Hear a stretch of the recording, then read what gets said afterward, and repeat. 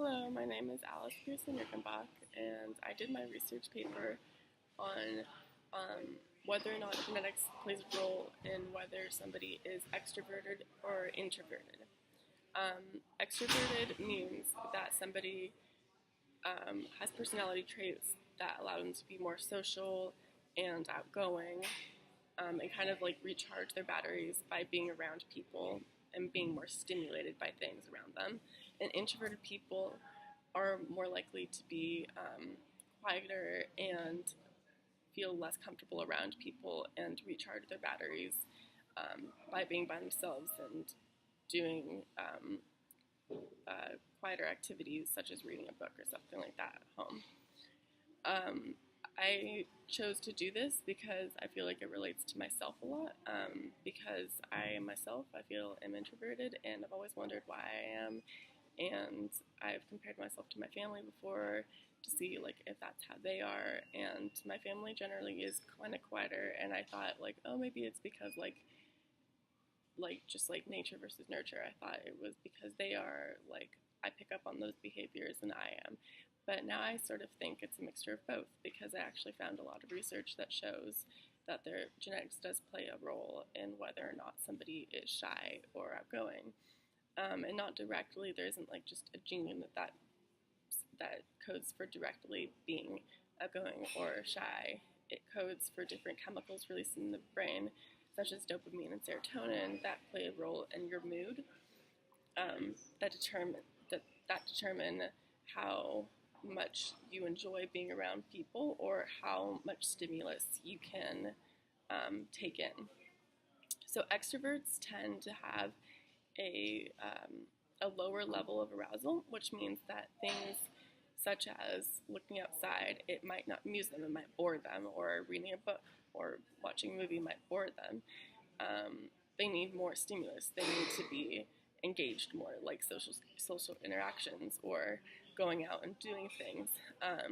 Whereas an introvert may be completely content being at home, playing with their cat or something like that, because their arousal level is the threshold is so much lower, which means that things are more likely to just stimulate them, and that means they're more susceptible to overstimulation, which means it's harder for them to be around a lot of people because it's so much going on that it's hard for them to psychologically compartmentalize all that.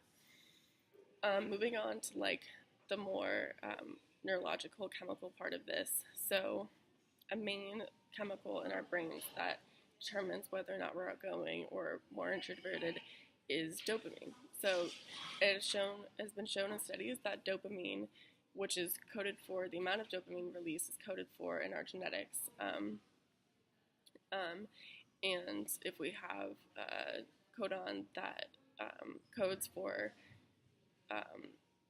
more dopamine to be released when we engage in reward-seeking behaviors such as gambling or playing sports or watching sports or hanging out with people, all those things release dopamine in our brains. And when we get a large surge of dopamine, we feel happy and we want to continue to do those patterns that make us feel rewarded.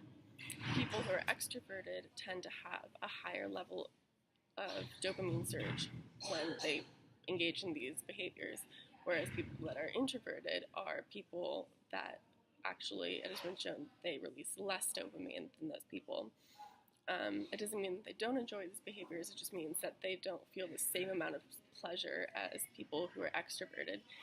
That makes it more likely for people who are extroverted to engage in things such as gambling or going to parties or drinking or engaging with drugs or just any sort of behavior that you might put into the category as a rewarding behavior for shopping.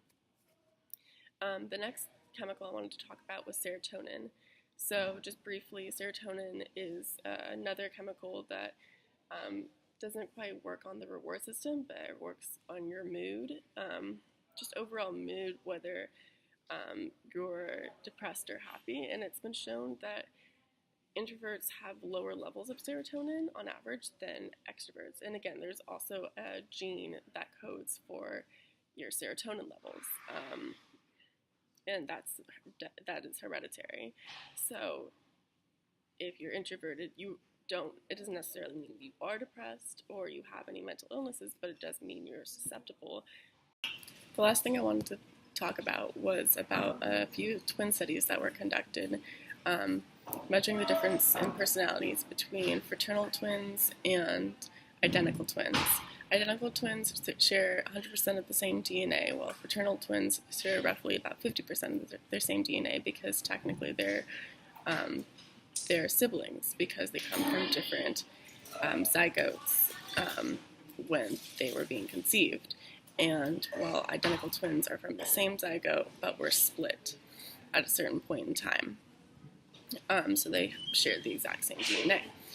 And the experiments wanted to test if the identical twins had more similar personality types than those who were fraternal twins, because then the hypothesis that personality, like whether somebody's introverted or extroverted,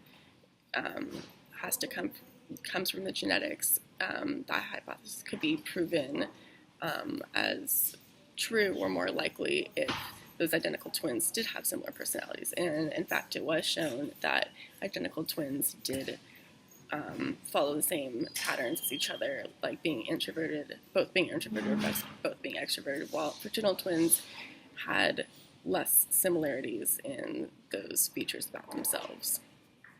In conclusion, based off multiple studies, and there are tons more studies out there than the ones that I've researched just myself, but it is obvious that personality, and as a very broad personality, but being introverted or extroverted definitely has to do with your genetics. It's not purely genetics, because you could have these genes that code for higher levels of dopamine or higher levels of serotonin, and you could be introverted, and it just means that you're more likely or more susceptible to becoming a certain way than the other.